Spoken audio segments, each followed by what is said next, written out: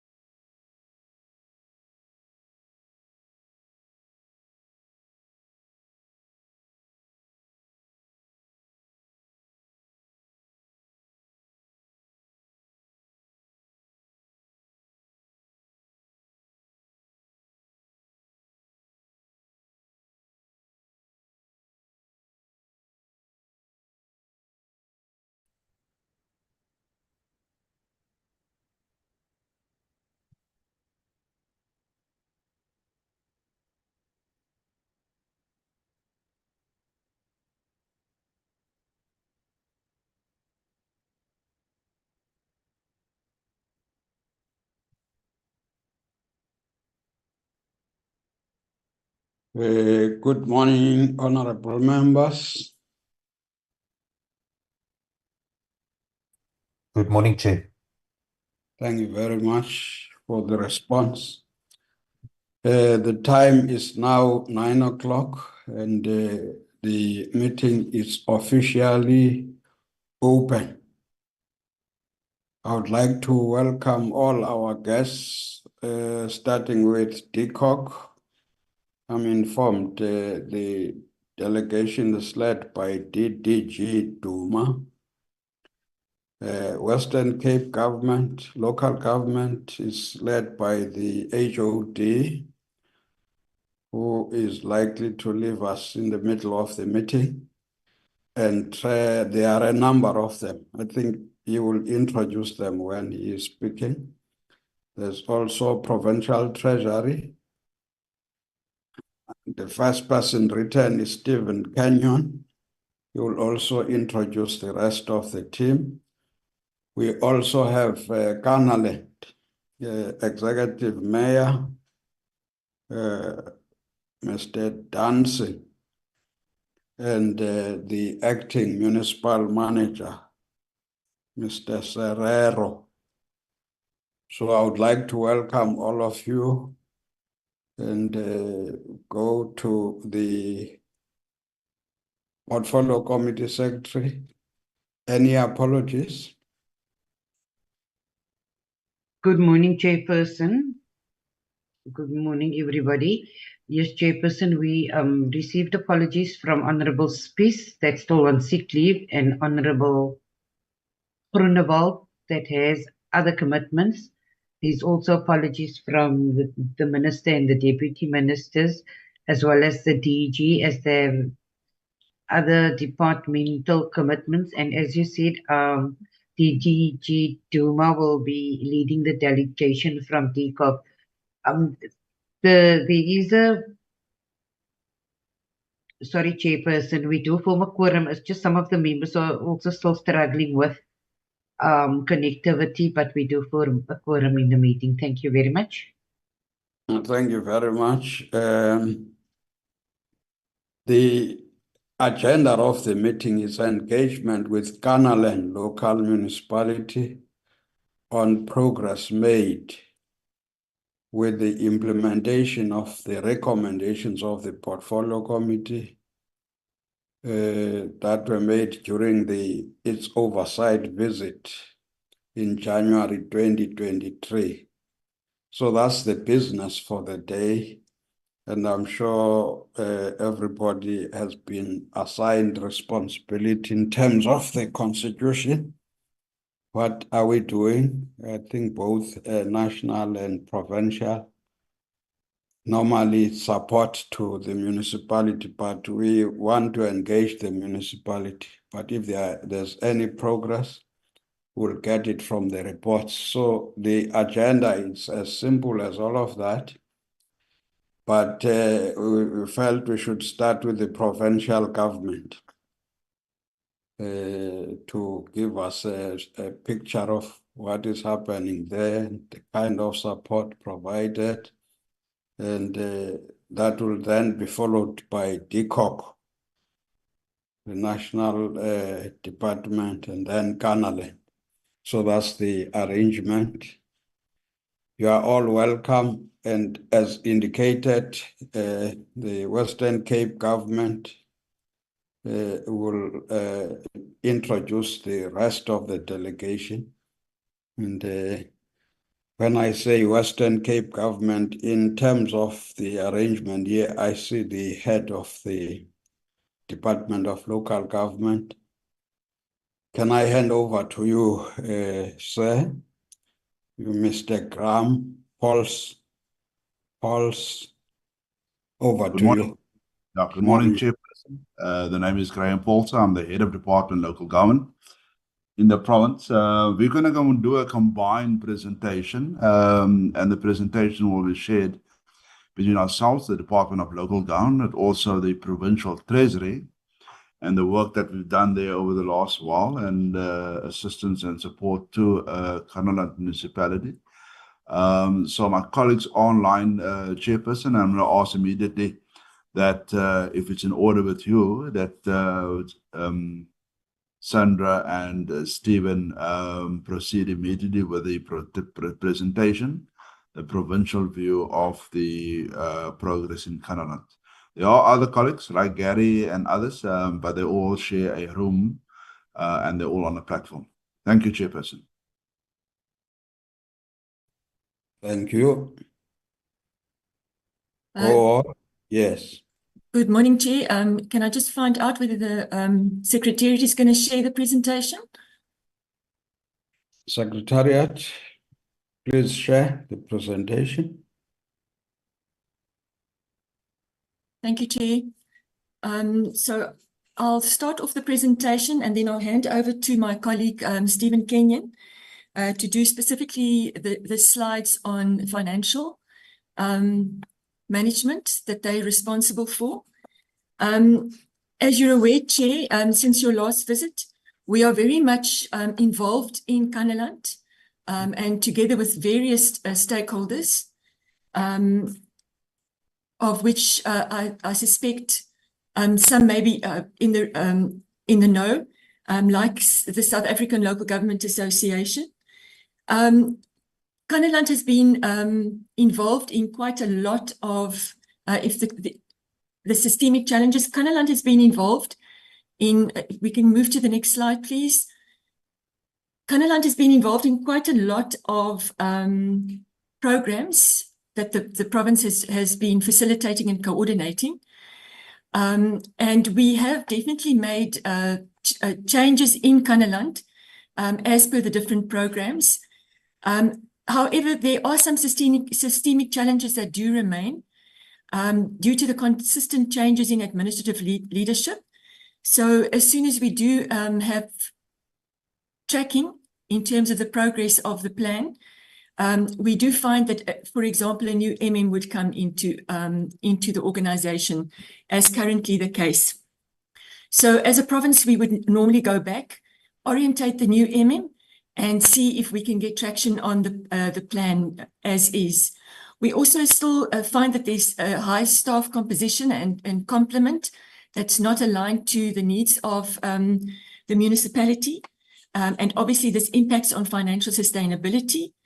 And then there's still thresholds that our provincial colleague, Stephen, will talk to in terms of the financials. And this is now, we need to then put in place a section 139(5) of the Constitution to address the financial situation currently being experienced. And then we're also focusing on the water infrastructure and the water quality and the aging infrastructure in Kannaland at the moment. So I think at this stage, I just want to hand over to my colleague, Stephen, to specifically take us through the intervention in terms of the section 139 of the Constitution. Thanks very much, Sandra, and good morning, Chair and committee members, all protocol observed. I think we saw one another last in February of last year, And a lot has changed in the municipality since then, but perhaps the biggest change is this intervention that the province began in December. But I think the thing I want to emphasize with the next 3 slides is really the time that it took, that although we now have a Section 139.5 intervention in the municipality that the provincial executive decided to implement on the 13th of December, there was a very long lead up to that. And I think even when we were briefing yourselves, we raised that, from the province's side, we are always monitoring the finances of all our municipalities in the province, obviously, is one of the duties of the provincial government in the financial oversight space. But we also, whenever we see a vulnerable municipality, we're testing them against the intervention triggers in Section 138 of the MFMA, which is for the discretionary intervention, as well as Section 140 of the MFMA, which is the mandatory intervention triggers. Once we got to the point where we thought that it was probable that the municipality was meeting some or all of the triggers in Section 140 of the MFMA, so the situation in the municipality had become that serious, the provincial government then began, through the Office of the MEC for Local Government, began to write from June, July last year, a series of letters to establish the facts. And that's very much the process that is set out in Section 136 of the MFMA. I want to emphasize the point that throughout that period, we continued to provide support to the municipality in terms of the Section 154 support plan. And throughout all of our engagements with the municipality, multiple meetings, the finalization of the support plan, implementation, etc., we continued to brief the municipality and try to be very transparent with them that we were always proceeding on these 2 tracks, that the provincial government has a duty in terms of Section 154 of the Constitution to provide support, and that doesn't replace or contradict in any way our responsibility to also monitor them against the need for a possible intervention in terms of Section 139 of the Constitution. There isn't,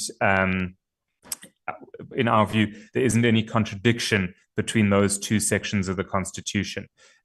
So once we'd established, based on quite an extensive back and forth with the municipality and follow-up letters and various informations, we briefed Cabinet. Cabinet decided, the provincial executive decided on the 13th of December, and by the 14th of December, we sent a series of letters to all the stakeholders to notify them of the intervention.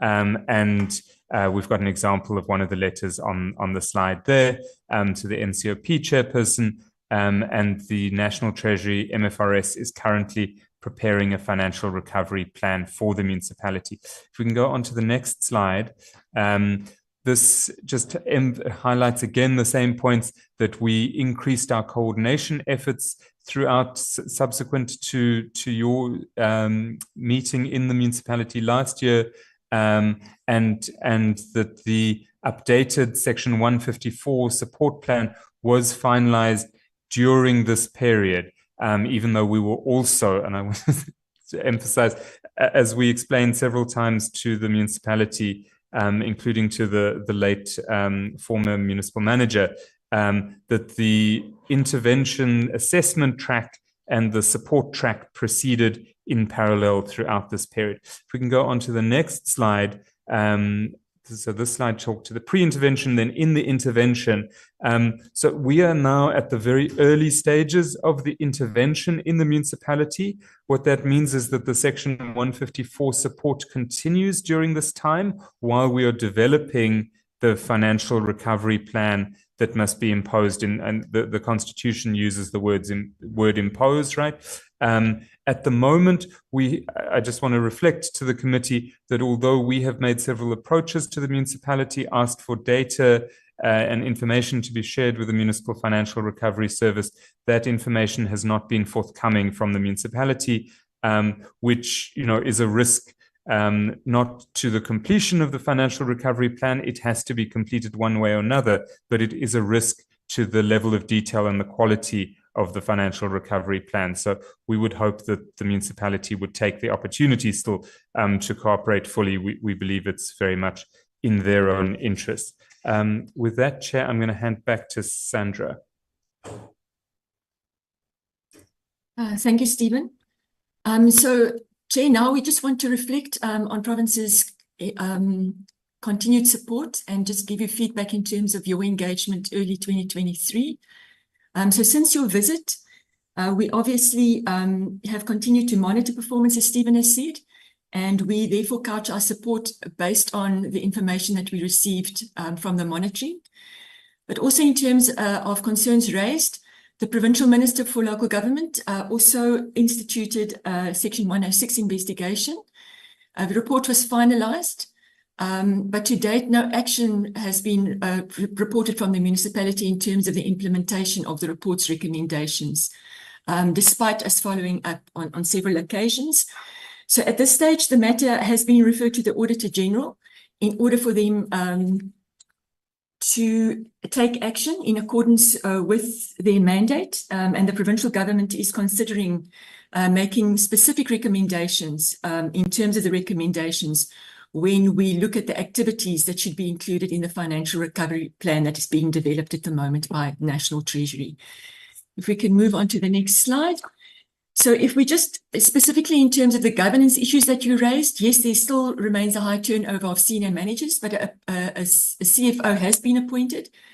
And since the passing of Mr. Hoogbaard, there have been various acting MMs as a contingency measure. The previous one was Mr. Barnard. And currently, Advocate Delo Serrao is in the position. The position was advertised and it closed on the 19th of December. But on the 25th of January, the council also decided that they would need to re-advertise the post. Obviously, the candidate pool seemed to be too small, so they want to expand that. And then also Municipal Council has recently appointed a Director Technical, but the municipality must still provide us, my MEC, for local government with the appointment documents as is required of the Municipal Systems Act. Then you also raised certain concerns around irregular appointments. We can indicate that the municipality has now complied to the municipal staff regulations, and they have submitted an approved organizational structure. This department, however, has not yet provided comments to the municipality in this regard. We would really first want to await the service provider that was appointed by the Department of Cooperative Governance, of which KL, the municipality is a pilot site, so that we incorporate all the comments back to the municipality. So I think if we can then move to the financial management concerns that you've raised, and Stephen will take you through that. Thanks, Sandra. Good morning again, Chair. I realized last time I forgot to introduce myself as I'd been asked to do. So my name is Stephen Kenyon. I'm the MFMA coordinator in the Provincial Treasury, and I'm joined by another Treasury colleague, Isaac Tsi, who works quite closely with Kannaland Municipality. So we've got 5 slides updating you on the financial situation in the municipality. They're quite dense with numbers and data, so I'm not going to try and read every piece of information to you. The slides have been provided, but I will try and highlight on each slide what I think are the most pertinent things for the committee, to consider. On this slide, which gives a kind of an overview, I'm going to start with the key challenges and actually start right at the bottom of the slide with that challenge around data credibility caused by the municipality working outside of the financial system. And I think you'll see this as a theme throughout the financial management section of the presentation, is that there is a big problem with data credibility. So we are never quite sure exactly what the data is. You'll see that in the earlier slides on the intervention, why it took you might want to ask why it took us 6 months to establish whether the municipality met the definition of a financial crisis or not. Part of that is because of the uncertainty in the reporting, that we can't rely on the reporting of the municipality. And part of that is the municipality not submitting all of its reports.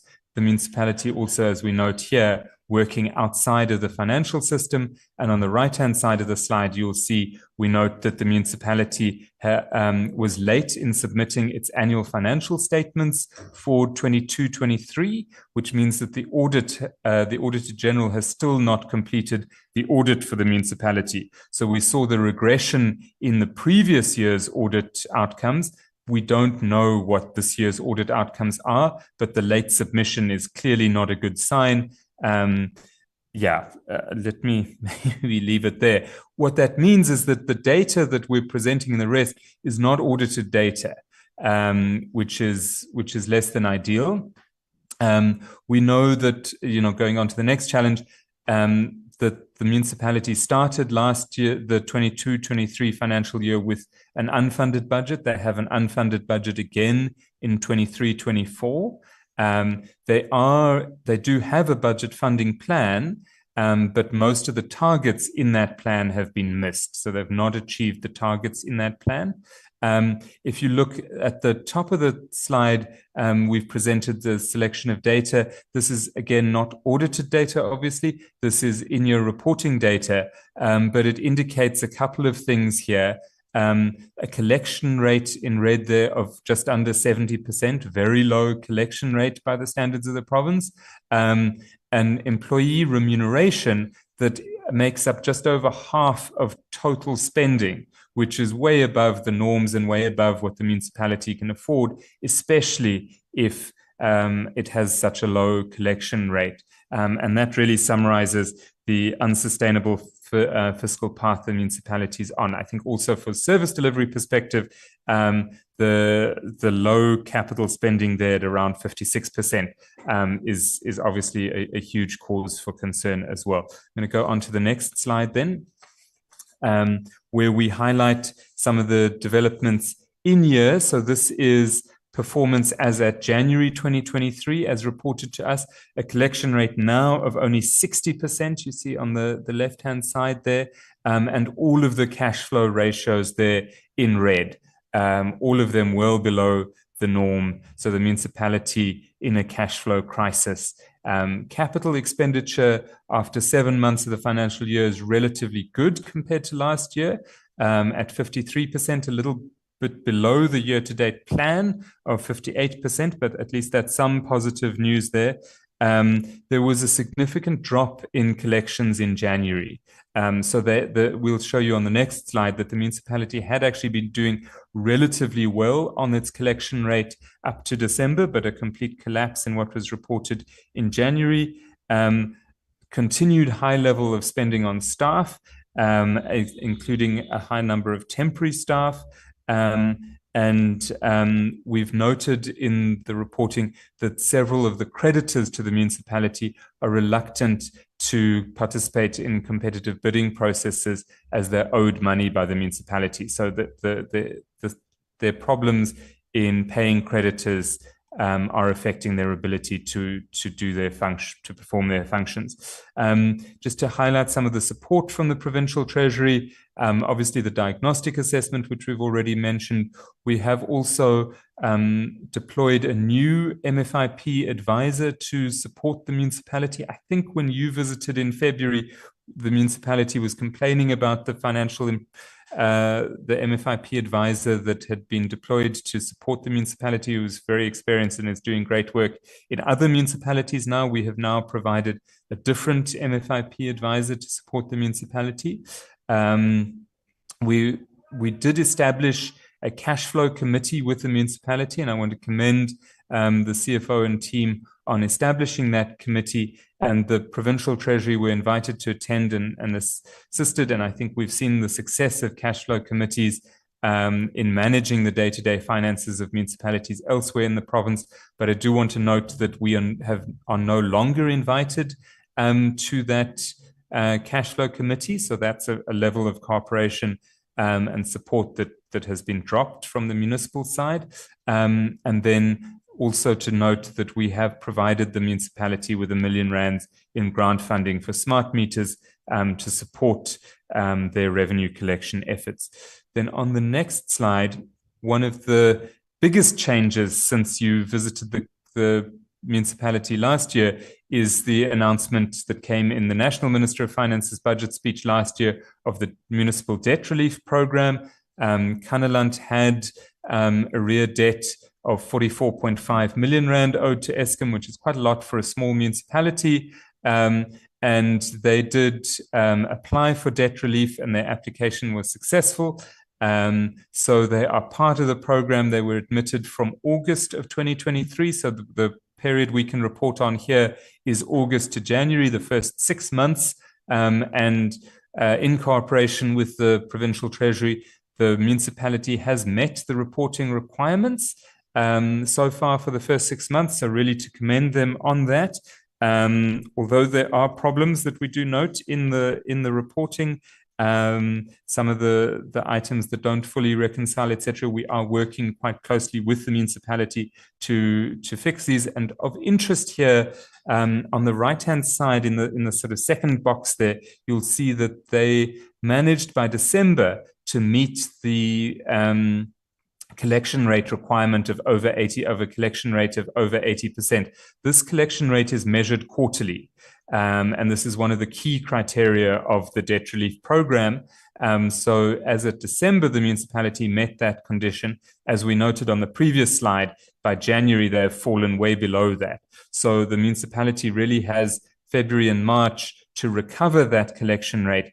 Otherwise, they will be in violation of this debt relief condition and at risk of being kicked out of the debt relief program before they've completed even the 1 year. And remember that I'm sure committee members are familiar with the conditions, that a third of the debt is written off after every successful year of completion. So this is quite high stakes for the municipality. I will say, even just the fact that they don't have to pay the interest at the moment is a significant relief to the finances of the municipality. So this is really good news for the municipality, and we want to make sure that they take full advantage of it. It's a key part of their financial recovery potentially. Then if we go on to the next slide, the next 2 slides deal with updates on some of the supply chain management findings, which were key areas of concern for the committee last time. The Provincial Treasury has provided quite a lot of support, especially through the diagnostic assessment. We gave detailed recommendations and have had several engagements with the municipality. So just to highlight a few of the points here. So the municipality is currently in the process of reviewing its supply chain management policy and preferential procurement policies. Those need to be completed by the end of March, as well as the delegations. The municipality has requested support around this.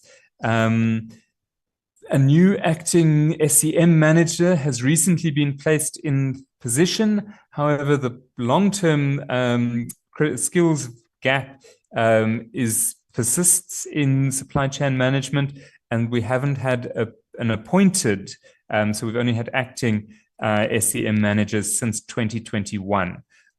So there's a real capacity constraint in the unit, and PT is providing some support, but obviously there's no substitute really that you can provide through support for the lack of permanent capacity.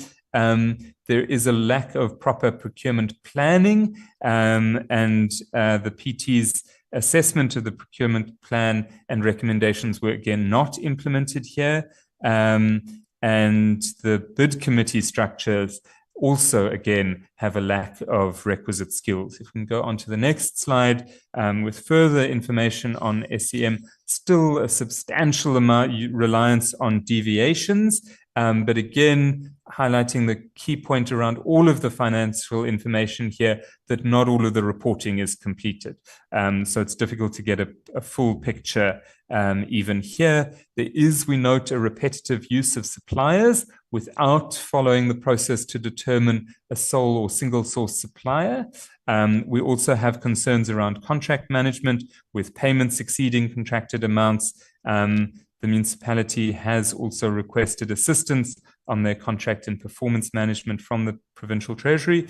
And then again, on the reporting requirements, we note several reports not published and non-compliance deviations not reported. So again, returning to that theme that I started with about the reliability of information. I'm going to hand back to my colleagues here. Thank you, Chair. Thank you, Stephen. So, Chair, I'll go now into a summary on the service delivery that you raised. In terms of the wastewater treatment works, the most urgent work has been completed under MEG, and the next phase is to be funded under WISIC, specifically with the Ladysmith upgrading. In terms of the Van Wyk-Dorp wastewater treatment works, phase 1 has upgraded and phase 2 will be dealt with in 24-25. In the Kannaland wastewater treatment works, we've allocated 2 million for 24-25 refurbishment and upgrading. And in terms of the Zuar wastewater treatment works, we've allocated 1.44 million in the 23-24 for refurbishment and upgrade. Potable water quality, we are working closely with the Department of Water and Sanitation. Obviously, they did not comply with the SANS 241, and we have allocated funding towards purchasing of testing equipment, which we'll show in our later slides. And then also high water losses in terms of the zone meters to be made functional in Zuar.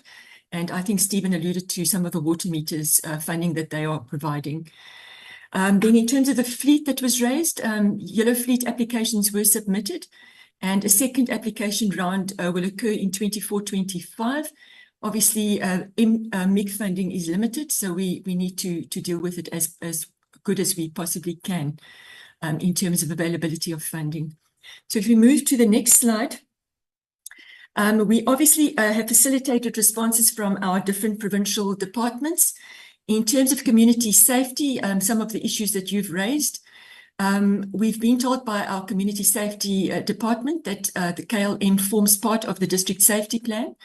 So they are allowed, following assessments, to indicate what support they require and what the funding from a provincial perspective could possibly be used for. We've also been told that when it comes to the accredited neighbourhood watches, they've been made aware that they can apply to the Provincial Department of Community Safety and Police Oversight. And this department is always available to assist should the municipality require such. If we move on to your issues with regard to the agriculture, we've been informed by that provincial department in terms of small-scale farmer support and commercial farmers that there's a confirmation for the next 2 financial years of 1 black commercial and smallholder project, as well as a subsistence farming project that will be initiated. Then, in terms of waste management, you've raised certain issues there.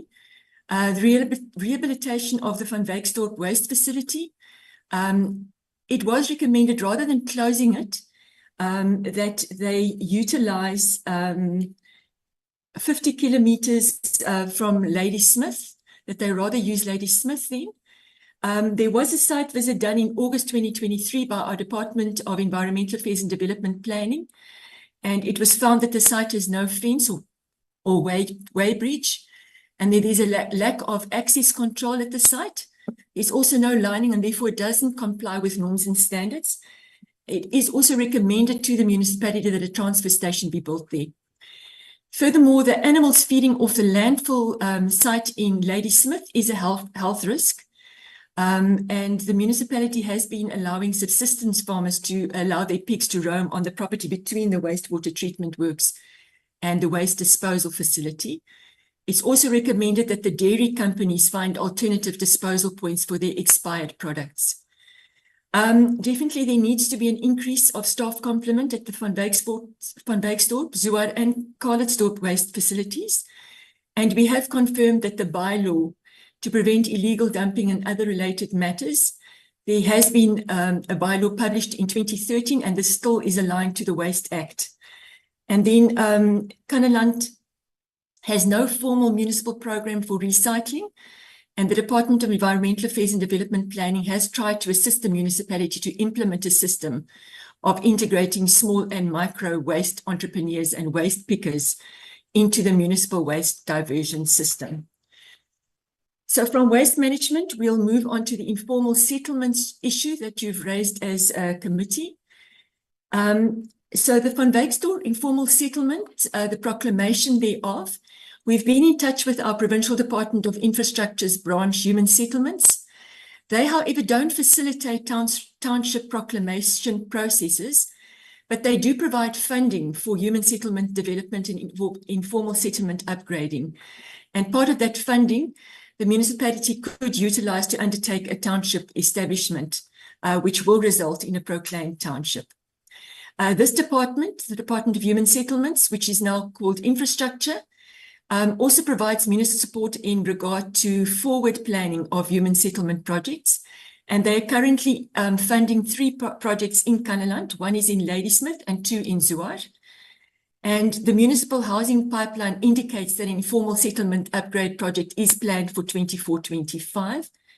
However, this timeframe may be subject to change because the spatial development framework needs to be updated first. And a large portion of that earth that the informal settlement is on is located outside of the urban edge. And this needs to be addressed before the project is initiated. Then in terms of communication that you've raised, our own department has a communications unit, and the department has rolled out the following specialized communication training in March 2023, corporate identity crisis communication, media engagement training.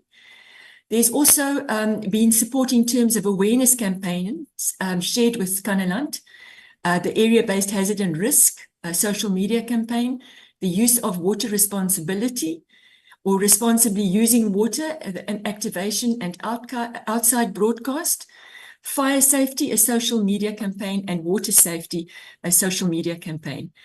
Our communications unit has also assisted the municipality with urgent communication campaigns around the crisis of water provision during the high stages of load shedding. And we've also provided grant funding to mitigate the communication challenges in Kannaland. This grant funding will assist in hiring a person who will be responsible for all communication activities in the municipality. And the grant funding will flow in the 24-25 financial year.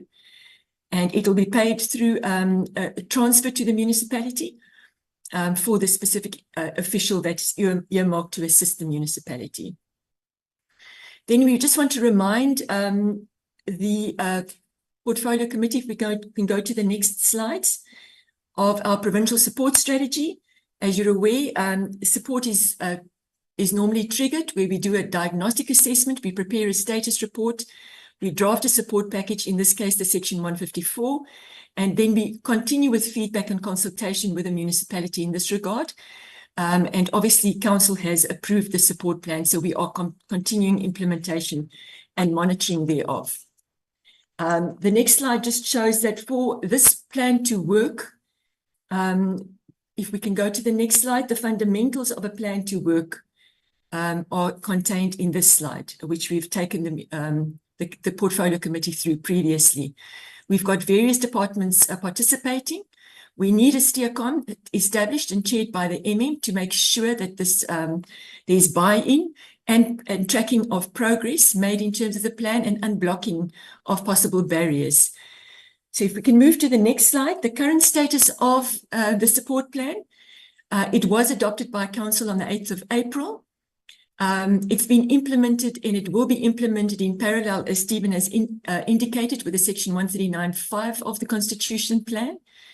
We've had various engagements with the municipality in terms of this plan, and the last engagement was on the 5th of February 2024, to also make sure that we orientated the newly appointed MM on the plan.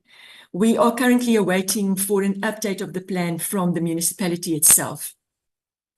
The last 2 slides that we would just want to show the portfolio committee is specifically on with regard to the financial contribution from province.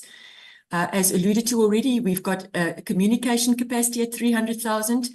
We've got engineering capacity for 300,000. We funded a blue drop, green drop testing kits for 306,000.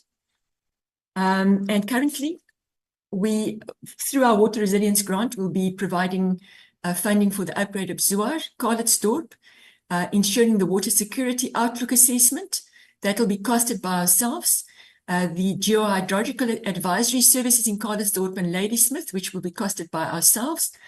And then we also provided generators for the critical infrastructure during the load shedding that was experienced across the province to ensure that wastewater treatment works and water systems continued operating.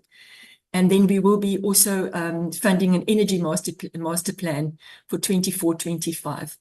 We just want to make sure that Portfolio Committee understands that us as provincial government remains committed to supporting Kannaland within the available financial and human resources that we've got. Thank you, Chair and committee members. Thank you very much. We'll now allow DCOC to make their presentation. DDG Duma.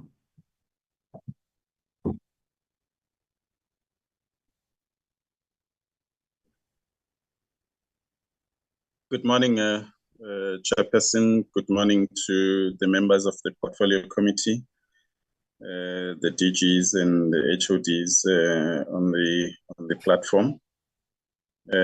We did send a presentation, Chairperson, if it may be flighted. Safe to say that the DG of DCOC submitted an apology, which I believe has been acknowledged.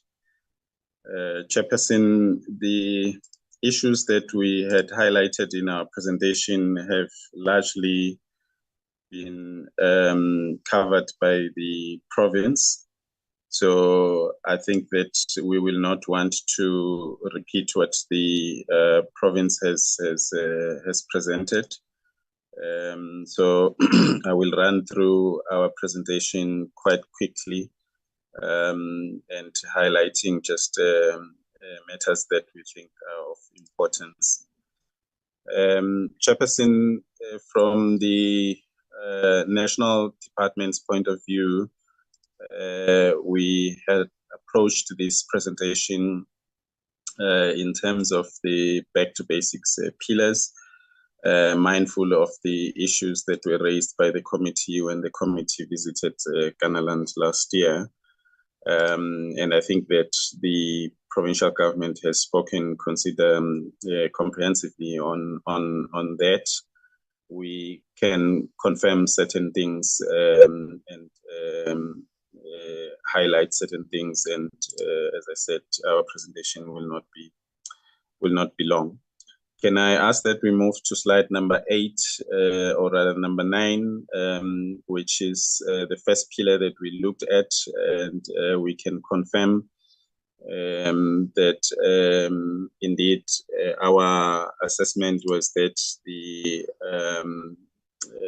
Kannaland ward committees are functional to the extent that the reports are being received and assessed by the provincial government. We can also, if you go to the next slide, we can also confirm that there is funding. Next one, yes, there is funding that has been given to Kannaland, and we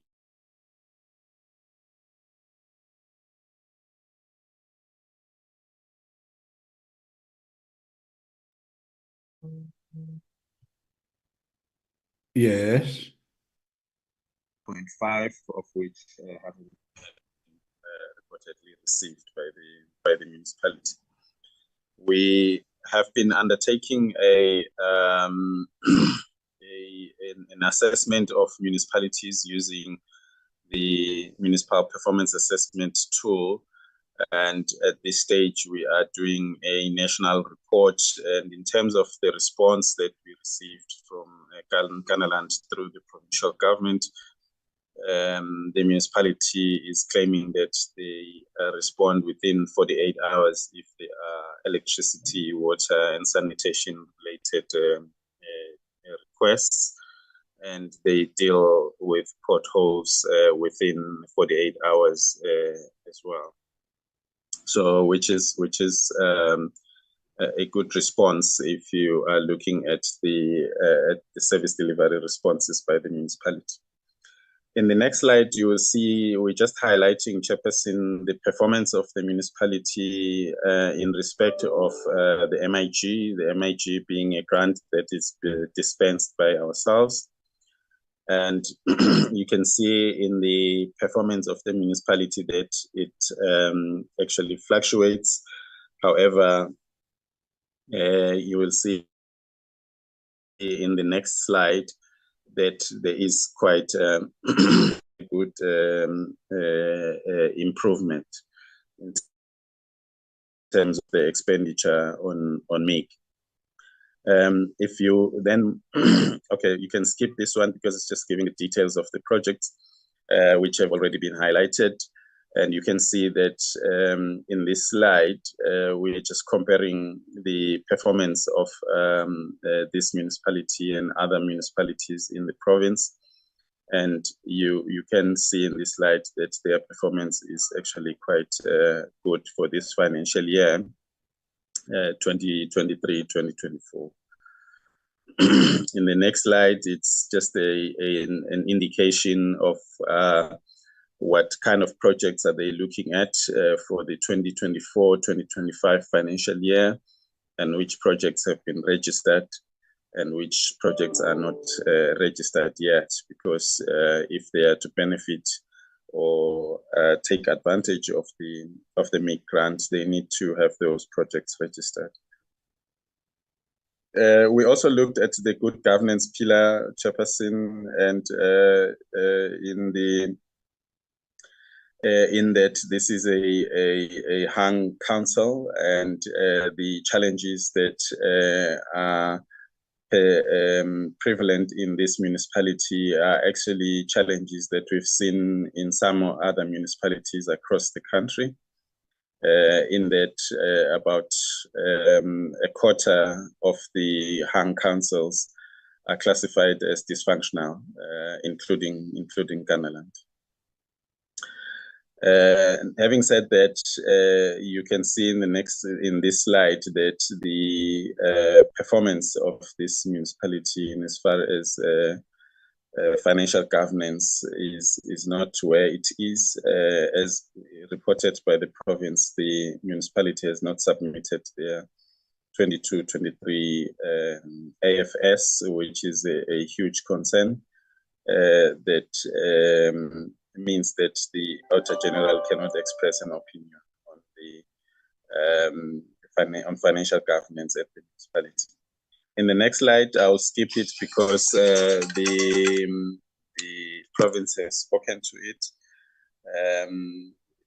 The financial management pillar is largely consistent with the submission that has been given by the province, so I'm not going to waste your time on that. In the next slide, slide 23, you will see that we are highlighting the fact that, which I think it's a matter that has been highlighted by the province as well, that the municipality is very dependent on grants. There's high dependency. And at the moment, they are not paying their creditors within the regulated time of 30 days, which is quite a concern, and it's indicative of the financial challenges that they are experiencing. We are reflecting on the institutional matters of the municipality as well in slide 25. And I think that this matter has been highlighted by the province, and I'm not going to go back to it. The issue that I want to highlight is that Cooperative National has actually also deployed support to the municipality in the form of MISA experts. MISA engineer attends to and supports the municipality on a weekly basis. And I must indicate, Chairperson, that the municipality is not always cooperative with that support. The sections 139.5 intervention that has been mentioned by the province has been adequately canvassed by the province. We are aware of that, and we are reporting on that in slide 28. And in slide 29, we are just saying that the portfolio committee notes the progress, and the portfolio committee is requested to continue working with the municipality in an effort to support the turnaround efforts in this municipality. Thank you, Chairperson. Thank you very much. We will now move to Kannaland to brief the committee on progress made, and also taking into account the presentations that have preceded that. Can I ask the executive mayor, who will then possibly hand over to whoever who is part of his delegation, Mr. Alderman Dancing, over to you.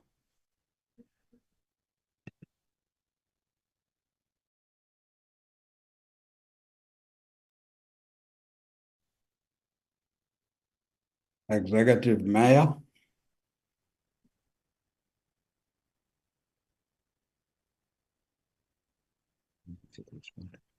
Thank you, Chairperson.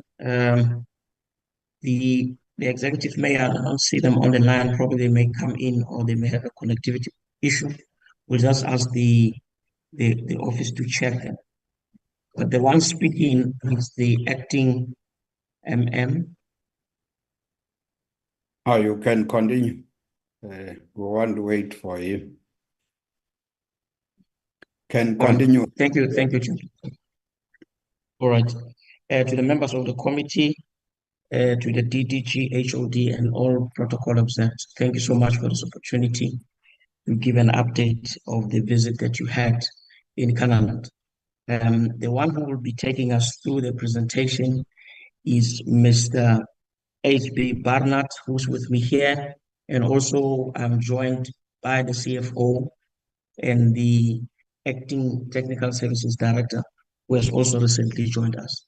I will hand over to Mr. Barnett to take us through the presentation, as he was the acting municipal manager at the time until recently I was appointed in January. Thank you so much, Chair.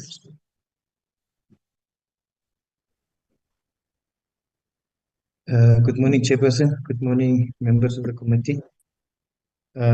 We have sent in a presentation, and if you can just get it up, then we can talk from there. Maybe up front, I need to communicate that we only received on Friday the invitation of this meeting. So what we have as management has done, we only focused on the recommendations, because that was our understanding of what we should focus on.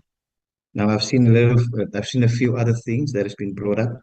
Maybe in discussions we will deal with some of them, but our main focus has been on the recommendations, because that is what we understand the committee is looking for.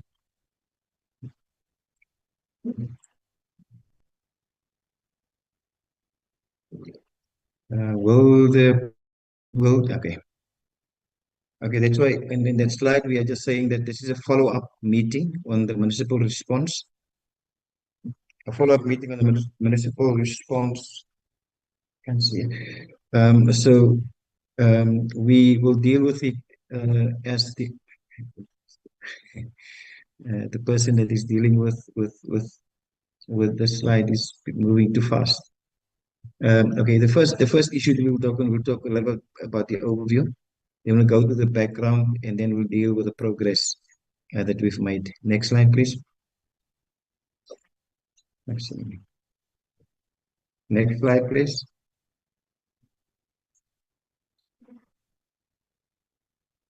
Can you see me? Okay, let me start off, Chair, by saying the municipality has successfully implemented phase 1 of the upgrading of the Ladysmith wastewater treatment works project, and delays by National Treasury in transferring the second tranche of the WSIG will have a negative impact on the set completion date of the project for phase 2.1. This slide specifically deals with an overview in terms of the basic service delivery and infrastructure development. Through own revenue, the municipality is currently implementing as a quick win, beautification of the 4 towns by planting and cutting trees, road marking, paintings, cleaning of streets, and illegal dumping. We have completed the yellow fleet service delivery assessment, and we expect that to be part of our MIC application for 2024, 2025, and 2025, 2026. We are currently leasing a honeysucker, to provide us with the optimum service delivery that is costly to the municipality. Maybe the next slide, the municipal transformation and organizational development.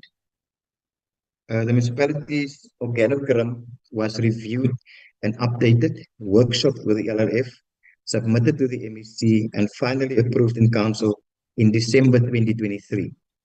This organogram was assisted by and supported through the Section 154 support plan instituted by provincial and national government. I just don't want to deviate a little bit, Chairperson, but on a few slides I picked up on this issue. I think one presentation said that we have been, I think September 2020 was the last review and update. Other one was talking about I think it was December, and we talked about as well with that, we talked about the issue of the pilot. The municipality has decided to move onwards because we were busy with the pilot project, but the first company that was appointed, we never really had a further discussion after our first initial meeting. So in terms of where we stand in terms of staff regulation, we sent it in December 2023, the 14th of December to be very specific, to the province. They had 30 days in terms of the staff regulation to respond. Up until today, we still haven't received any response from them. We are currently completing job descriptions for all positions in the organogram. There is currently regular sittings between the LRF and management. The municipality ensuring to achieve employment equity, and that had to deal with a question that was raised by the committee in 31st January 2023 in terms of male domination. So currently we have acting MN, we've got a permanent CFO, permanent director corporate services and community services, and acting director technical services, whilst the CFO is a woman. Okay, the municipality has a draft SDF in place to be submitted on the 30th. SDF is your skills development frame, skills development plan, in place to be submitted on the 30th of April 2024 to ensure an increase in employee knowledge, skills, and abilities. Cost-effective ways have been identified by IT to address our current ICT challenges. However, with the 300,000 rand grant that we received from province, it cannot be utilized as the conditions of spending. Spending it do not address or mitigate the high risks that was identified. The financial viability and management. The CFO will deal with slide 6. Okay. I will continue. The implementation of the MFMA Circular 124, that's in terms of the Eskom debt relief. The debt relief application, as you've heard before, has been approved on the 1st of August 2023. Until then, payment arrangement was in place. Debt was written off as at the 31st of March 2023. Does make sense. For the period 1 April through to 31 July, all interest and payments in respect of this period was credited back to the account in November. As a result, we have a credit with Eskom of 8.5 million rand. The municipality has also entered into payment plans with major creditors, and I think this is also part of the recommendations that was raised, and there is adherence to monthly payments as agreed. Revenue and debt collection of the municipality is above 80%. Currently, the municipality is preparing its annual financial statements internally, and has a plan in place to increase internal capacity, building towards the next financial statement process, which will result in a saving of at least 2.5 million rand. Good governance in public. Section 21 schedule approved by Council in August 2023 as legislated. Among other processes, the IDP public participation engagement scheduled from the 18th till the 22nd of March 2024, and the IDP representative forum in April 2024 to ensure that the draft 2024-2025 revised IDP budget meet all the compliance processes. We have regular sittings of council committees, but it also has been revived, particularly the audit committee. Update and tabling of all legislation.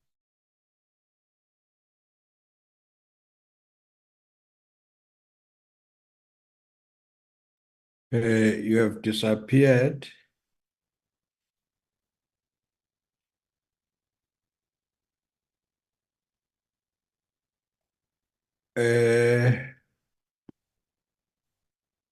Anybody who can assist him? Or Thank you, Chair. Yeah. Anybody from the team who can take over from him? Acting MM is your responsibility. You can assign any other person.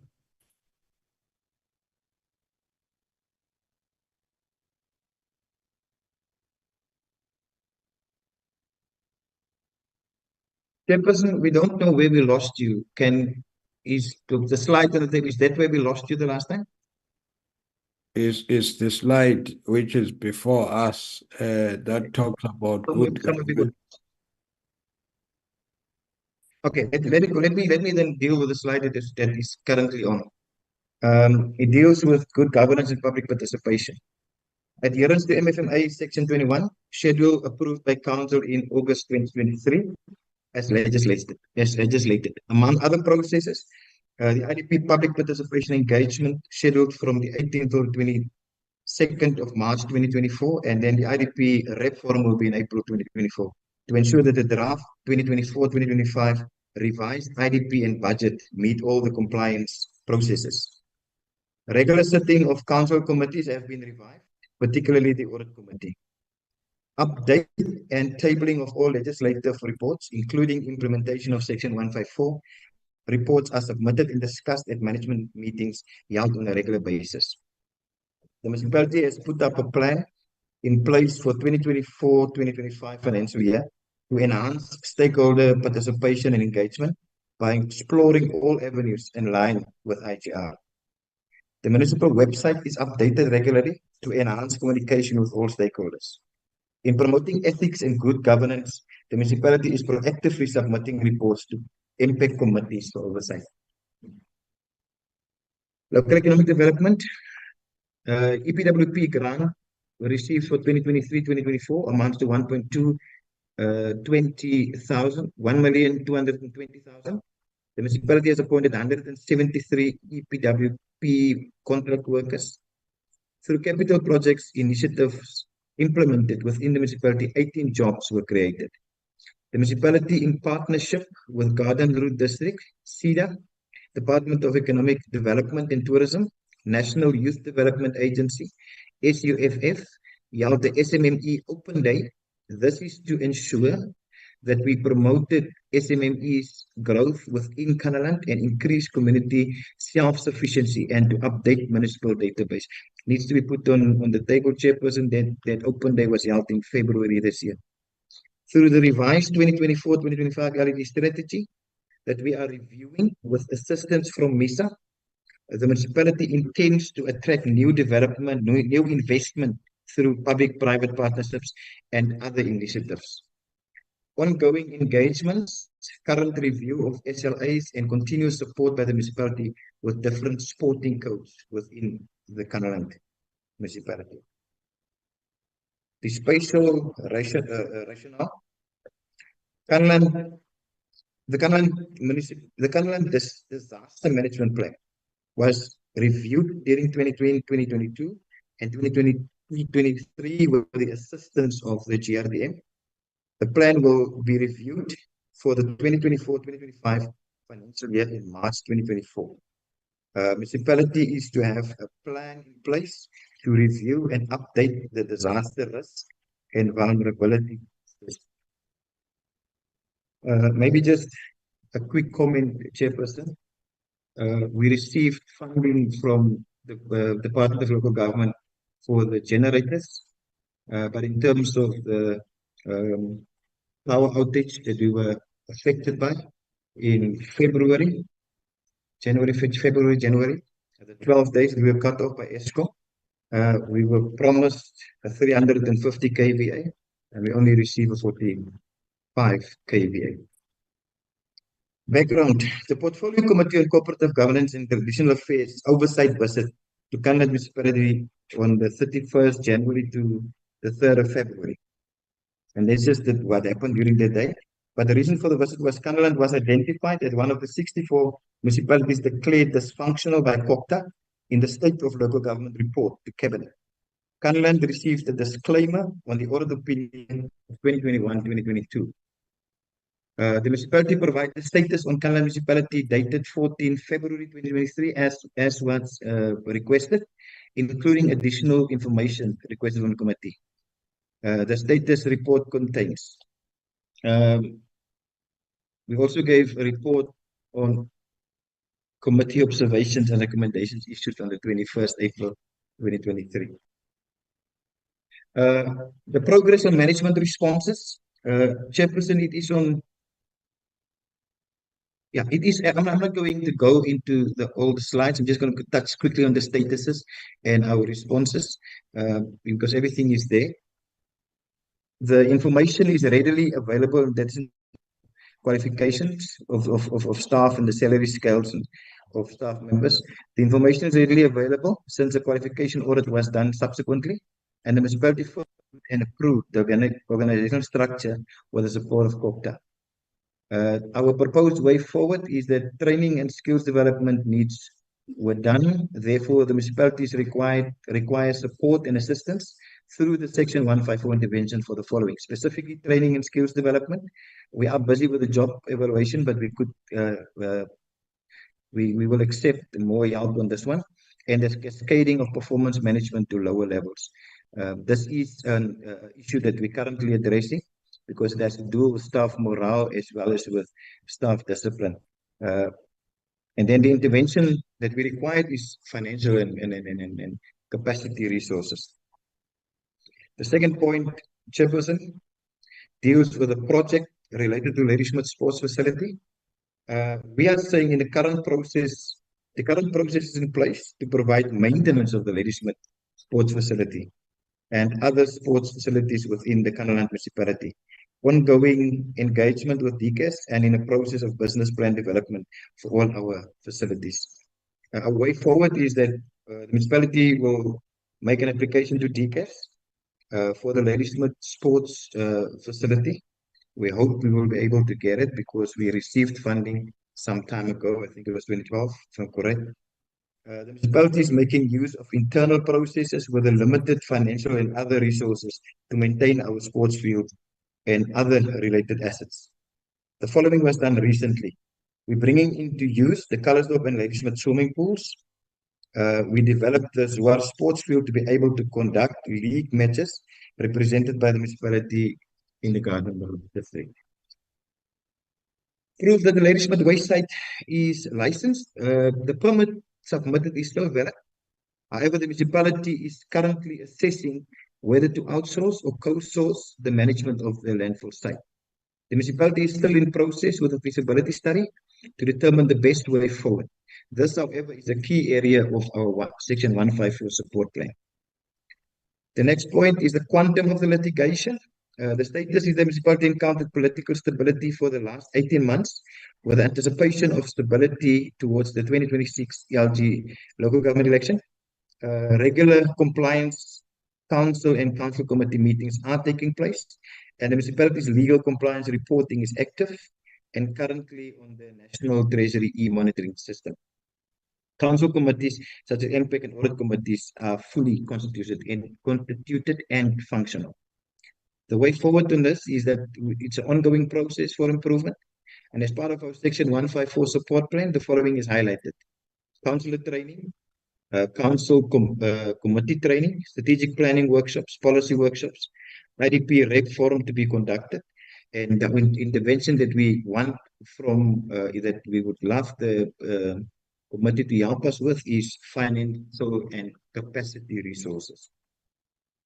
The next point on your recommendation dealt with the issue of the promised investigation into alleged irregular payments of bonuses.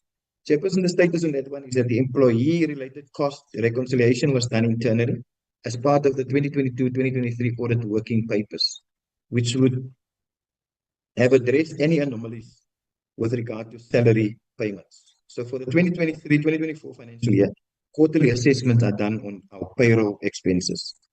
But to answer this question, the municipality have since this report not incurred any charges meeting our obligations in terms of monthly and bonus salary payments, although we are flagged as a persistent financial crisis in.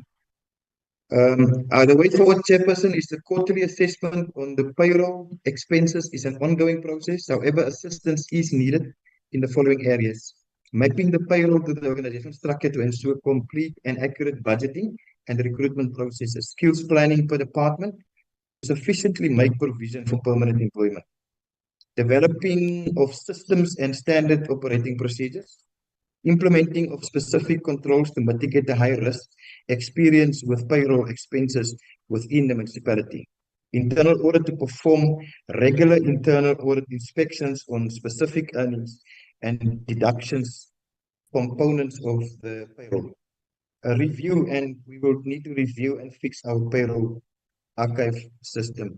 Chairperson, just on a direct response on this one, we are still awaiting the evidence of the bonus that was paid, because it was mentioned, but no other evidence was supplied, only mentioning. The committee recommendation in terms of a clear plan of what the municipality will do to address the situation in the informal settlement. The status is that the municipality is currently in consultation with pig farmers to relocate and manage the pigs at alternative land. Now, the question can easily come up on this one is, why is it taking the municipality so long?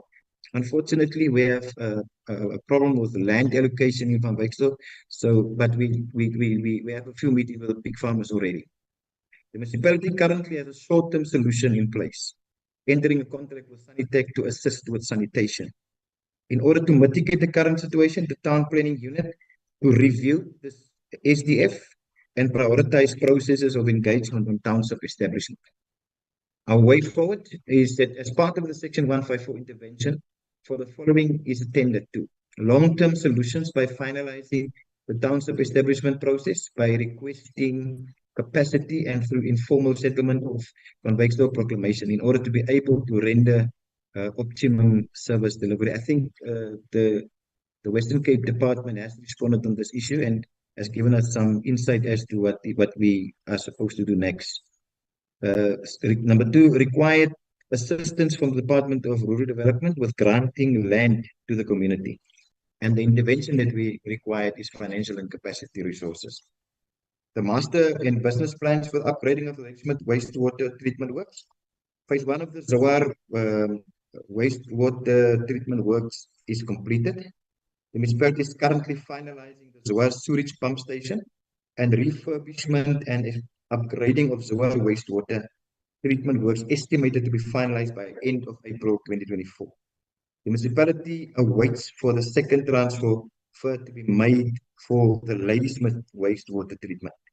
Our way forward, we said, as part of the Section 154 intervention, for the following is attended to: escalation of the request made by the municipality on the second tranche to be released to finalize the Ladysmith WWTW project. The Zoar wastewater treatment works, MIC funding allocated, not sufficient. Complete the project and request for additional funding for the ponds in order to complete the Zoar wastewater treatment works. Again, we ask for financial and capacity resources. The portfolio committee on the issue of agriculture, we haven't had a comment there because that is not applicable to us. The municipality must attend to the traffic law enforcement issues as raised by the representative from the South African Police. The status, the following was done by the municipality. Fence was erected around the sewer works. Establishment of a law enforcement unit, which is fully staffed. We increased the traffic management capacity. 2 new traffic wardens is sent to the traffic management school for formal training, and Narisek is also in the process of training 5 traffic officers to be utilized by the municipality, not exceeding a period of 2 years as part of the agreement. Number 5 is improved control in safeguarding municipal assets through the application of our newly appointed security personnel. Appointment of a security and safety manager. Currently rolling out accelerated service delivery initiatives is the beautification of our town, cutting and planting of trees, road markings, and traffic signs. Our way forward, this is an ongoing process. The following intervention is required, which is in line with our request in terms of the Section 1 intervention plan. A formal SIRA training and development for our security personnel, traffic management assistance, hardware as well as manpower, assistance with the developing of a safety and security strategic plan for all the towns in the Kannaland municipal area, plan to properly speak to the controls for safeguarding of municipal assets, a strategic plan for the verification of all towns to be developed and implemented, and we required financial and capacity resources. The portfolio committee, the recommendation is the portfolio committee should follow up on all commitments made. That is not for us, so we didn't respond on that one. And the other one was the MEC consider investigating. That was not for us either. That's why we didn't respond on that. Conclusion, Chairperson. The municipality believes that the current Section 154 support the municipality is currently receiving, if funded, as reported, will better the status quo of the municipality in terms of provision of service delivery, financial viability, and improve audit opinion.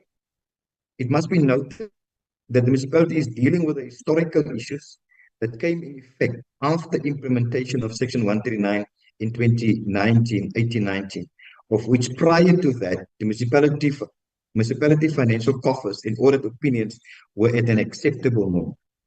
The plans that the municipality is currently having in place will be of no use if it is not funded.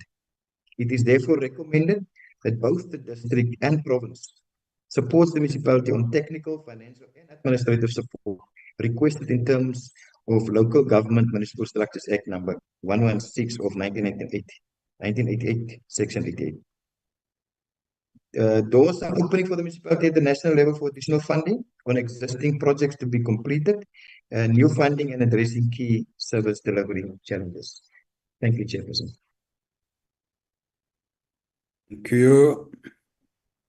That then concludes the presentations. And I'll now move to discussions in terms of the agenda.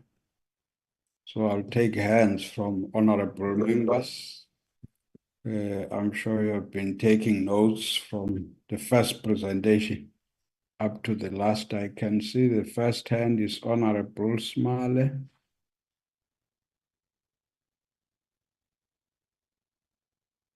For now, it looks like that's the only hand. Honorable Smale, can you speak? Thank you very much. And just excuse me if I try to follow my notes, might be jumping a little bit. But I do think that that if you follow the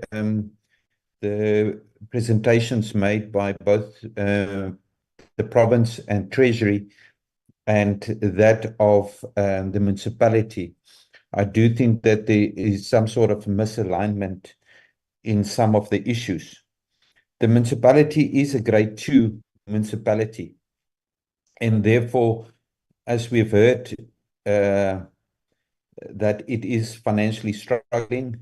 It is, and the municipality, in its own words, in its conclusion remarks, is asking for support in line with the Act. But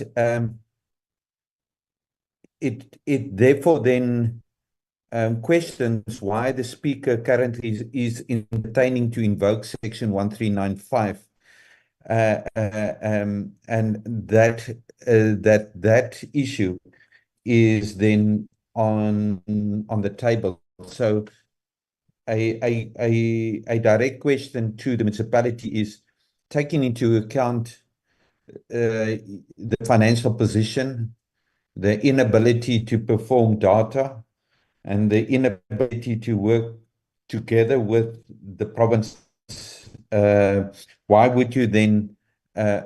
are you then still pursuing to invoke Section 1395 in that regard? Chairperson, I'm just going to put off my video just to improve my bandwagon, if that is fine with you. Chair, the Section 106 investigation report, I would, from the different parties, has it been dealt with formally before a portfolio committee like Impact, or before council from a municipality side? If there's a deliberate attempt not to entertain some of the issues raised in that Section 106 report without the committee having sight of the Section 106 report, I would ask that the different bodies that had sight to the report and that is responsible for that report, maybe follow the process of approaching Chapter 9 institutions for laying different charges within those Chapter 9 institutions, pending on the veracity of that report. Chairperson, it's also the first time that I come across that a municipality deals with a massive temporary staff.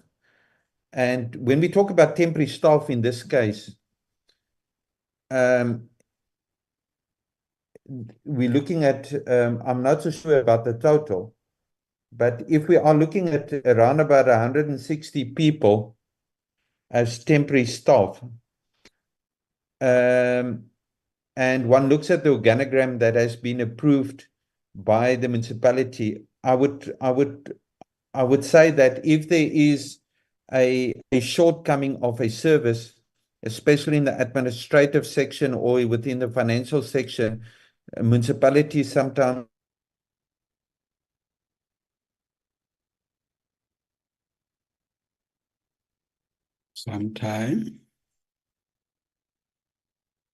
Honorable Smale. that has been pushed through by the... Yes, Chair? Can you hear me? Oh, you were breaking. Now you can continue.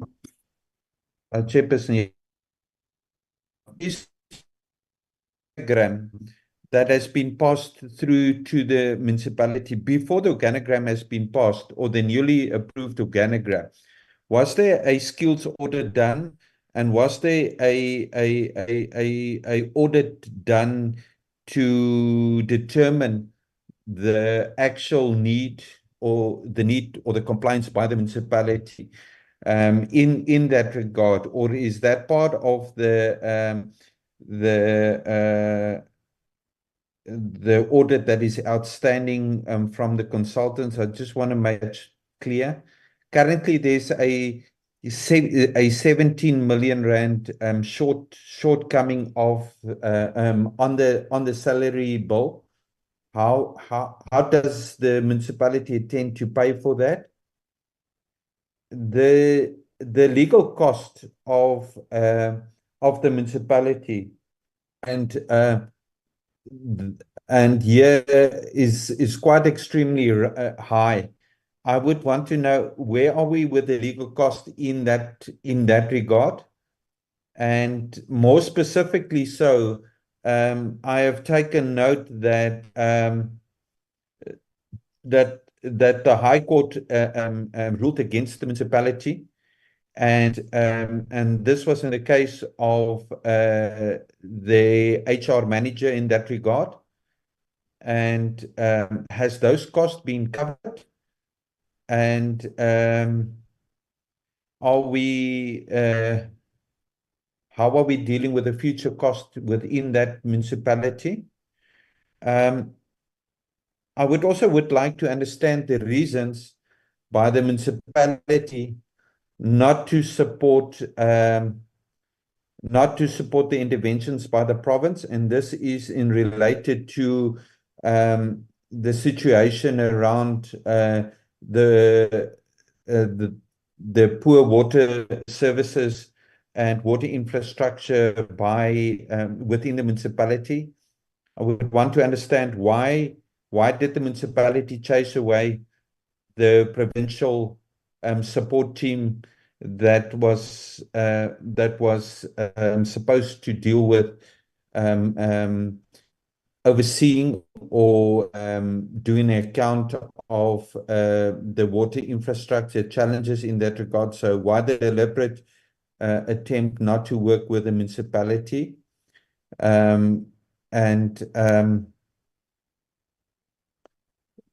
The organogram of a grade 2 municipality, taking it to 208.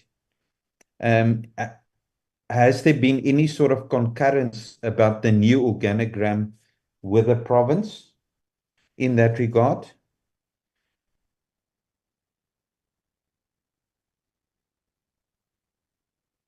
Has there been any disciplinary action taken against any internal officials currently, or the officials being placed on performance review pending those sort of outcomes?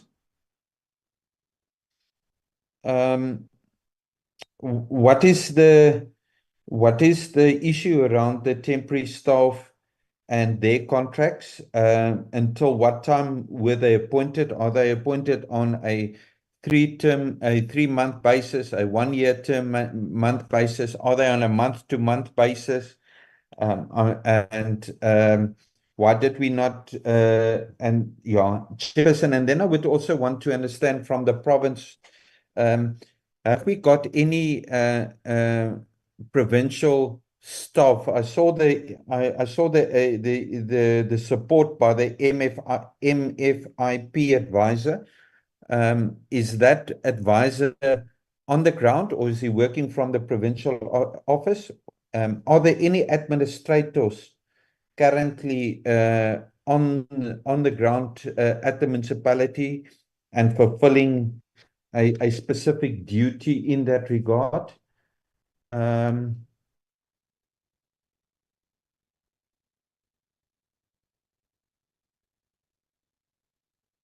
Chairperson, I'm going to allow them just to respond to some of these questions. I might be following up.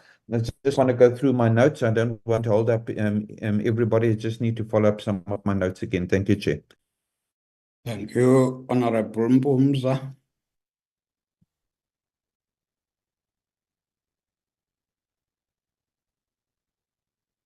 Honorable Mpumza.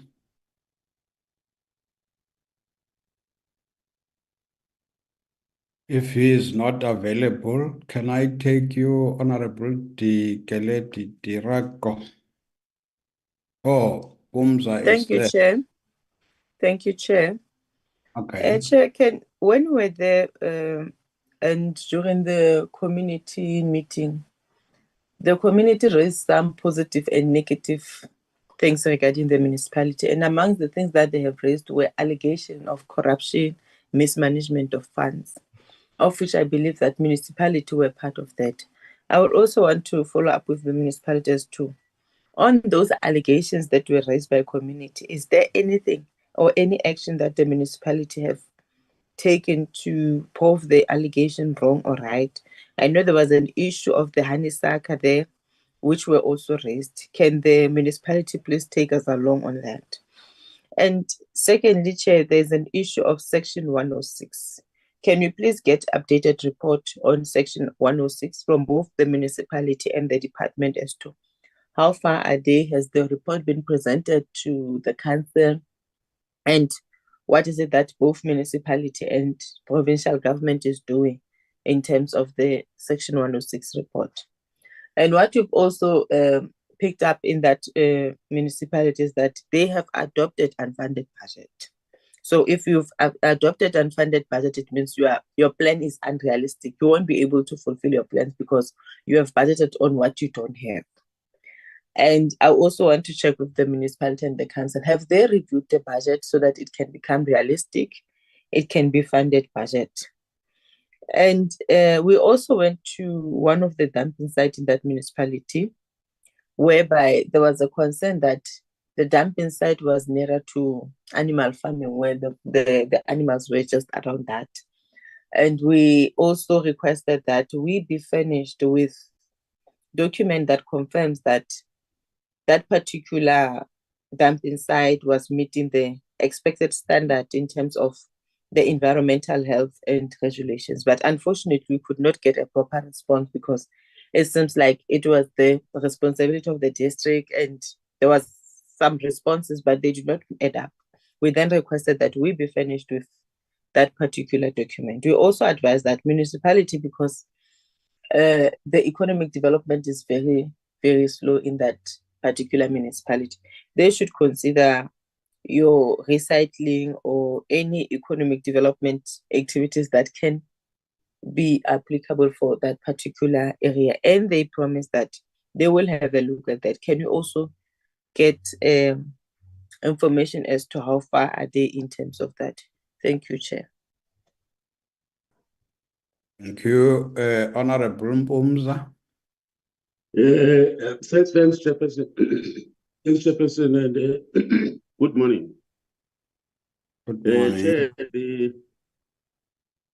Chair, the report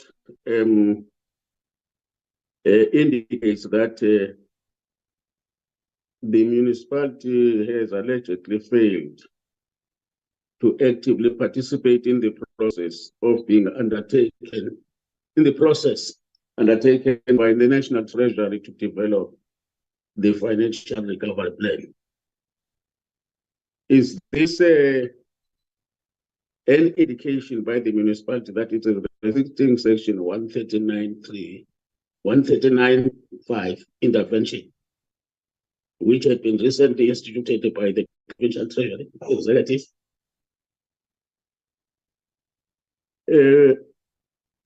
Again, Chair, on the 106 investigations, it's reported here by the province that they have actually completed the Section 106 investigations, but and submitted them to council. But the council has not acted on this, pushing the province to refer the matter to the Auditor General to invoke its enhanced amended functions. Now,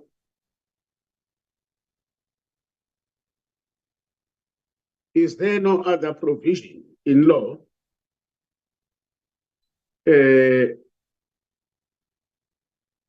for the province to enforce the municipality to take action around this matter? And the municipality seems not to take action on this matter. What is it that is the impediment for the municipality, not for the municipal council, not to take action around these matters? Is it a question of incompetency? Regarding, Chair, to the province now, the COCTA, regarding the Lady Smith PMU 2023-24 project, The total planned expenditure is 568,700, which is on a higher value than the 554,150 rand. Can we be explained what accounts for this deviation or high value? Thanks, Chair. Thank you, Honorable Harike.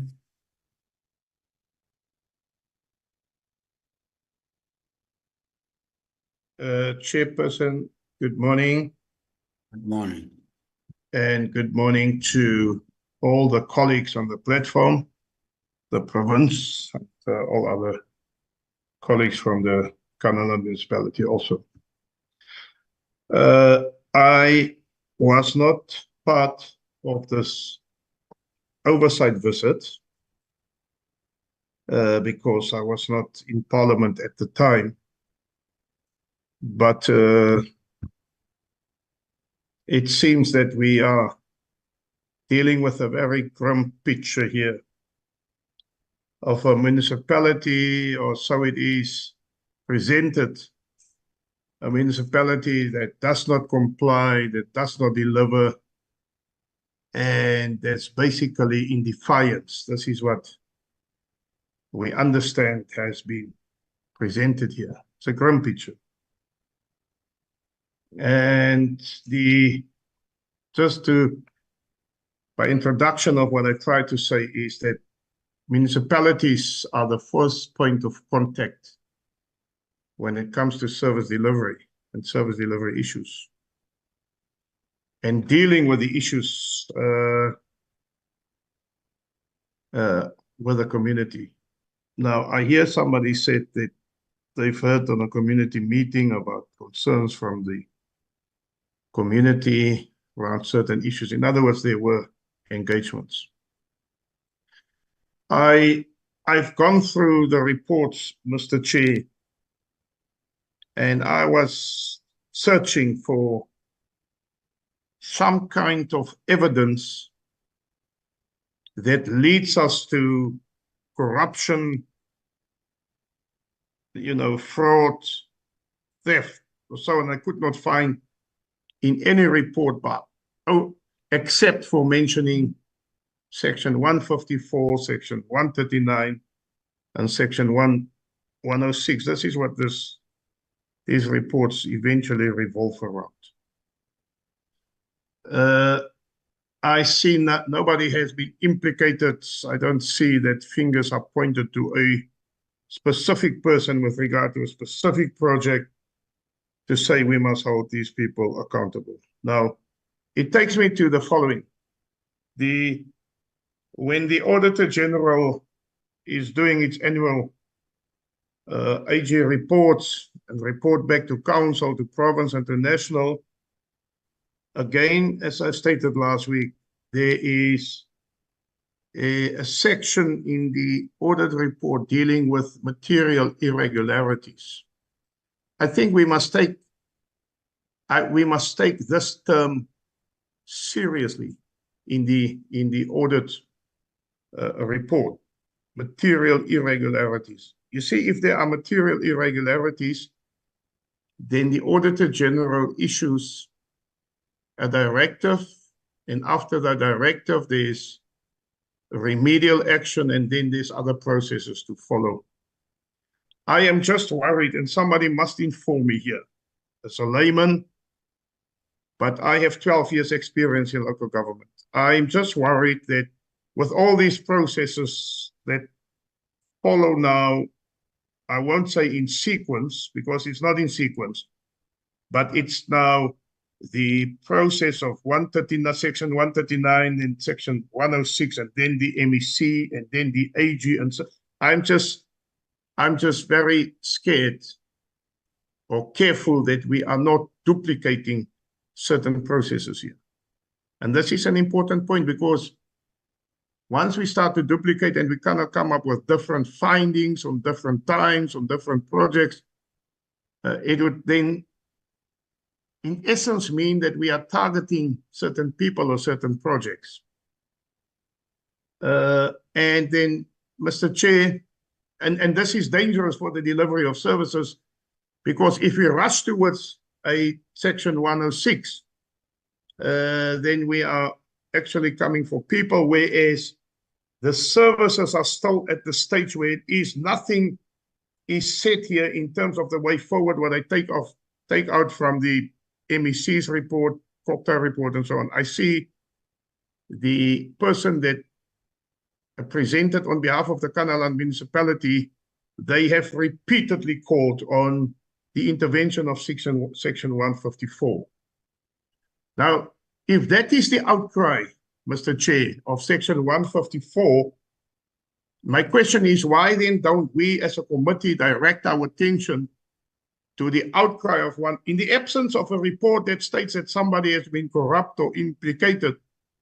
Why then don't we direct our attention to Section 154 to come to the aid of the municipality in order to streamline services, to assist the community, not only the municipality, but by extension the community, to have access to these services?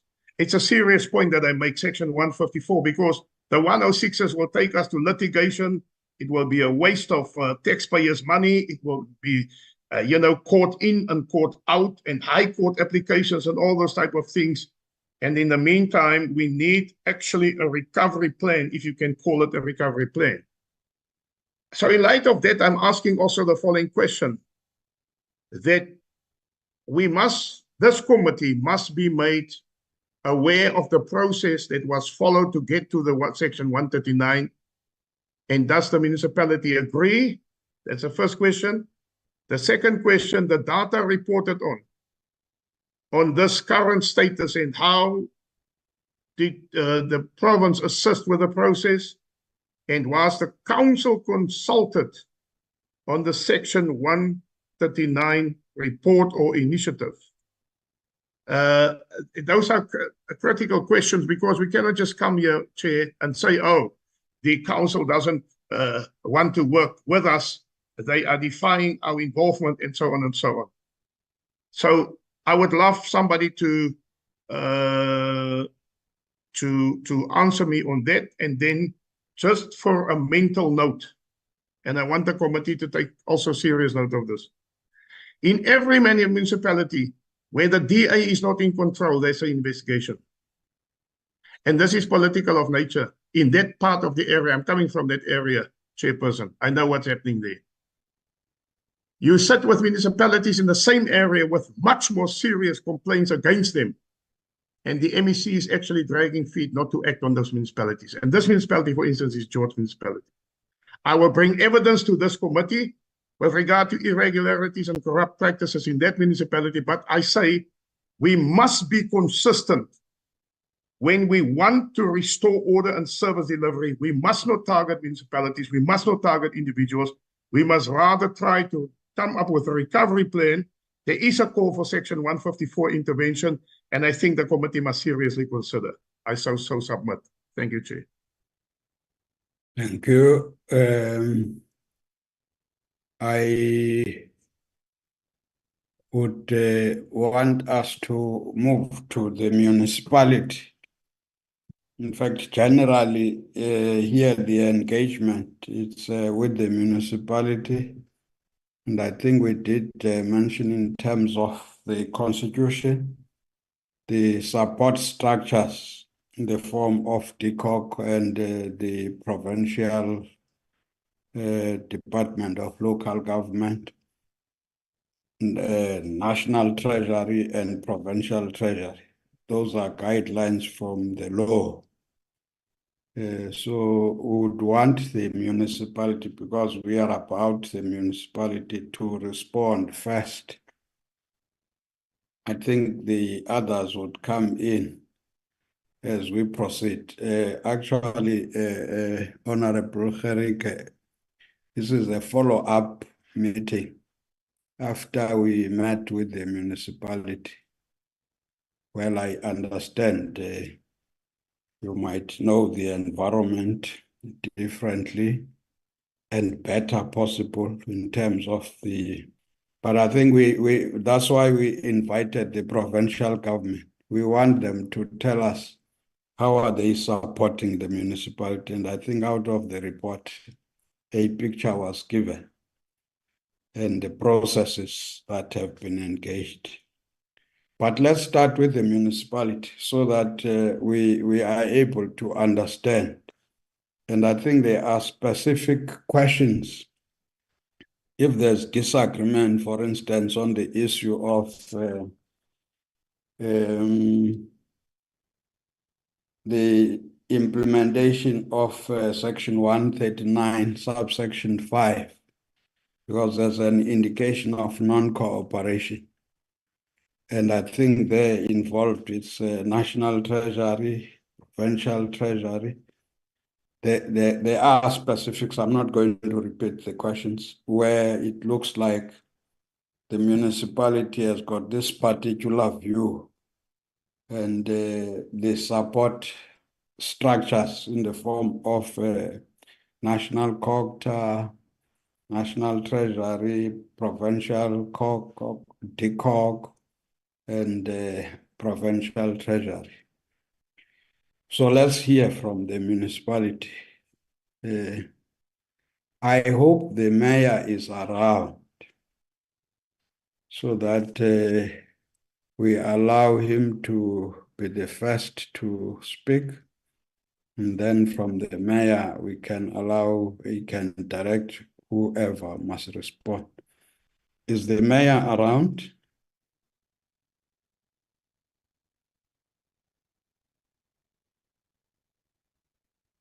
Is the mayor around? Thank you, Chairperson. The mayor is not on the line. I can see the way that indicated that they've managed to get hold of them, even the deputy mayor, but I don't see them on the line. I'm not too sure whether there's any challenges, but we're trying to. Then I suspect we'll have to take note of that. Yes, sir. We can't invite the municipality and the leadership of the municipality is not here when we are discussing serious matters. So I would allow you to proceed, respond to the questions, but in the meantime, the other people must be checking on the mayor, because it means now we're dealing with a municipality that has got no leadership. People can question us as to how do we engage, because they elected councillors. Face of those councillors is the mayor. There's no other person. Yeah. Can you proceed? Right. Respond. Okay, thank you, Chairperson. We do have the mayor online. He's not able to connect in his office, but he's gonna on the cell phone. He will speak to us through that connection. You can speak, Honorable Mayor. Yes, let's hear the mayor.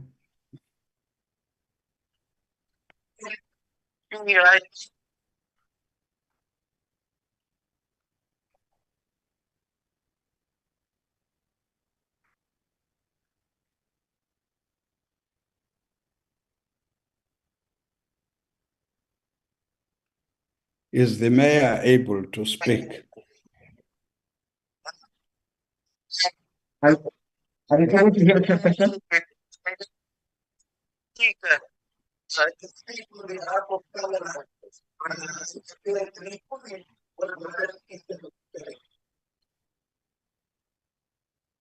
No, Chairperson, I don't. You can't hear. I don't think. Yes, I think we will just note that as you indicated earlier, Chairperson. And I think the municipality will respond to some of the questions and the points of clarification. Thank you, Mr. Speaker. Oh, you are not a municipality when you have got no leadership. The people of that area elected councillors, and the face of council is the councillors who are public representatives. Honorable members, I think let's take note of this, but I would want to hear your views on the matter. Because in fact, this is it's an indication that we might be wasting our time to deal with this situation if public representatives like us would not respect this kind of meeting. Honorable Mbumza. Thanks, Chair. Chair, it is unfortunate that a meeting formally convened long ago by this portfolio committee with the municipality. We are now at this moment informed that the mayor could not be in a position to respond to questions that have been raised. So that's unfortunate, and this is unacceptable. And what kind of exercise are we be engaging in now if the leadership of that municipality is not available? I think, Chair, it appears that we're just in this particular meeting and it's degenerating into a shoot-and exercise.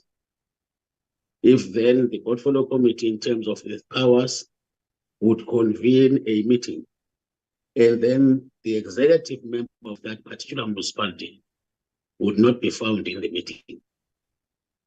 Perhaps we need, as the committee, to consider whether should we continue with this meeting or perhaps adjourn this meeting so that the mayor would have to come and explain himself to this particular portfolio committee of parliament. Thanks, Chair. Yes, Honorable Smale. Thank you, Chairperson. Chairperson, monitoring and evaluation is a critical part of good governance, and many of the issues of this and this municipality has been classified for 2 years by Cooperative and the AG as a dysfunctional municipality, including having disclaimer audit opinion reports. And how the executive or how council reacts to investigations reports, to unfunded budgets, to implement or holding officials accountable, even in this case, employing over 100 or so temporary staff members, is a question that resides with a notion of political leadership. And in many other cases, one would have seen that the political leadership of municipalities, even provinces, came together in a sort of a committee room in order to take up the seriousness of their reporting back to Parliament, and making sure that people, A, have got the connectivity, but B, are also very prepared. And one of the issues one would have wanted to see today was what was said in that Section 106 report.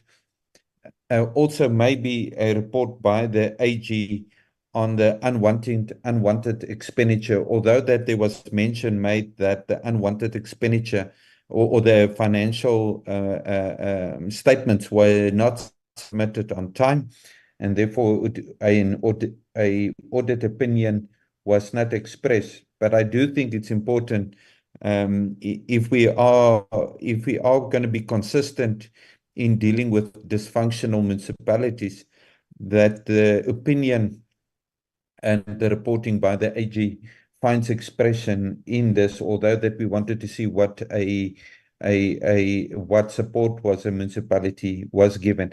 It's clear in the reports that the municipality was not forthcoming in the working relationship with the province, that they are withholding certain data.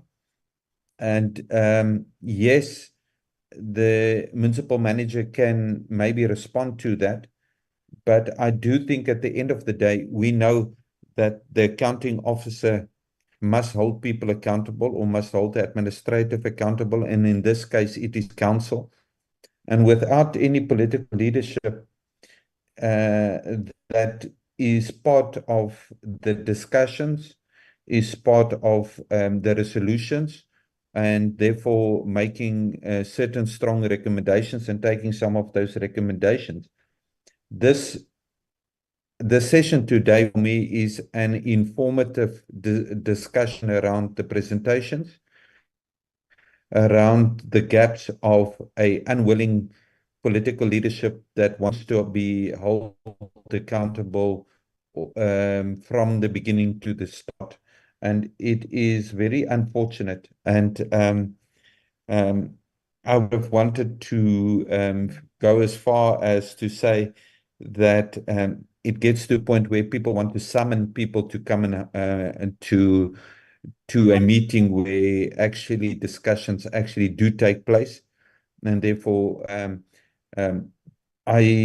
I will find it still futile in this regard to at the end of the day to say that we had a meeting where we actually hold the leadership of the municipality accountable. And today that has failed, and only the mayor and the deputy mayor can say that they should be held accountable. And I want to agree with one of the previous members of this committee. All serious maladministration by any municipality, regardless of where they are, regardless under which government they are being managed, dysfunctional and any municipality that makes them self-guilty of any financial mismanagement, and that there is clear reports by external and internal audit committees that makes a reference to it, that it needs our commitment or our oversight needs to be done. And where a municipality is failing to protect citizens and to supply basic services in this regard, we know that the municipality is not supplying basic services in the sense of water in the manner that they should. And the organogram, there's a lot of questions, Chair, and we will have to recall this meeting, and maybe in a way that it becomes a face-to-face meeting in that regard, so that we avoid any disappointment in the future to hold this municipality accountable. That will, and I will support the recommendation made by the previous member. Thank you, Chair. Honorable Gerike. Yes, Chair, I'm going to be brief. The first speaker, after you've made a request to the mayor, I just forgot my colleague's name there, but I want to support the first speaker, and I want to support your call as the chairperson that political accountability is critical. Even in the matter, these are critical reports serving before this committee, and we need political accountability on this, and therefore we need the politicians present in order to account, because we cannot deal with they say and we say and they say and we say. We need to confront the issues and get to to an ultimate solution or resolution on this. So I was going to propose that maybe you defer the meeting to either the next meeting, all depends on the availability of the other colleagues, and then if we can ascertain whether we can have a physical meeting in some committee room, and then in order to to cancel out the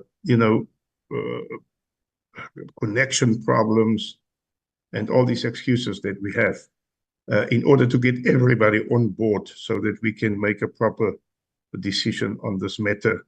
My proposal then would be a physical meeting, chairperson. All depends on the date that you decide. Thank you very much. Thank you very much. I think, honorable members, we are unanimous on the fact that we need the council, because we invited the council. Now, their absence itself, it sends a message. Maybe they might explain themselves what caused the if there's any miscommunication, because we can easily interpret this as not serious. In other words, we are originators of the law, and as people who are making laws, we are the ones who should make sure that such laws are executed properly. So one would say it looks like there's no meeting if we don't have the council.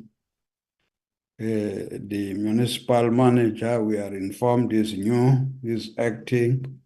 So engaging with him and the team without their leadership, I think it's a challenge. Therefore, the meeting is officially adjourned. There will be a follow-up communication to indicate what needs to be done beyond this. So that adjourns the meeting, and the meeting will be called later.